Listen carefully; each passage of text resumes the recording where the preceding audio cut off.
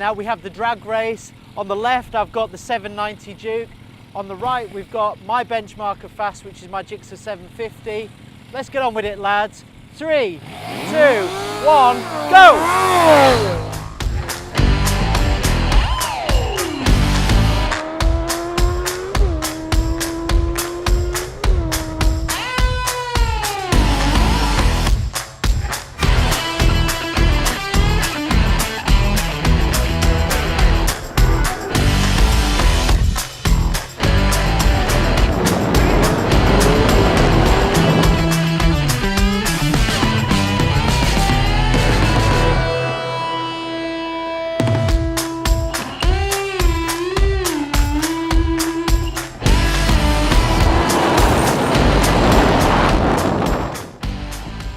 So we're back at Knox HQ.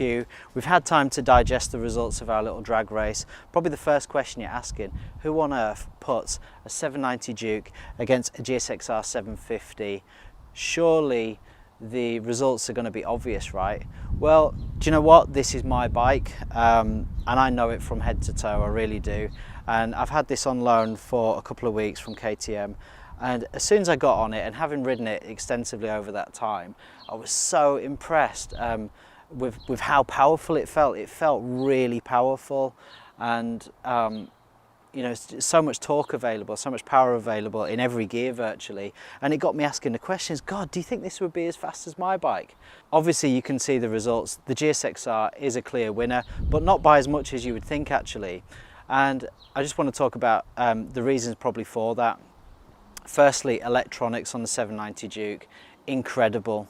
On track mode on this bike, you've got launch control and you've got anti-wheelie as well. So that means you can get a really consistently fast start. And actually every time we drag raced them, the Duke was way in front, up to about sort of 60 miles an hour, easily in front of the GSXR 750, really consistent. It literally enables you to put every single last horsepower of this motor down onto the tarmac, you know, consistently. Whereas obviously the GSXR, you know, the power delivery is different. It's much higher up the rev range, so you've got to get to about 10,000 RPM before you really get into that power band.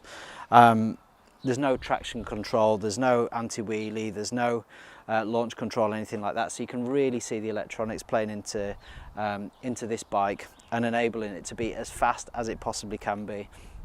So then up to about, what, 80 miles an hour, they're probably about even Stevens actually, considering the launch this gets. And then of course the GSXR, like a black missile, comes up from behind and bips it at the end. In fact, they finished off this one, we clocked at the end of the run 126 miles an hour. The 790 Duke was 110. Okay, so the other thing, of course, is the power delivery. This one, you straight away you're in the power range, you know, 7,000 RPM upwards. That is where the power is on this. The gears are much shorter. You've got a quick shifter, so you literally ba ba ba ba. It's amazing.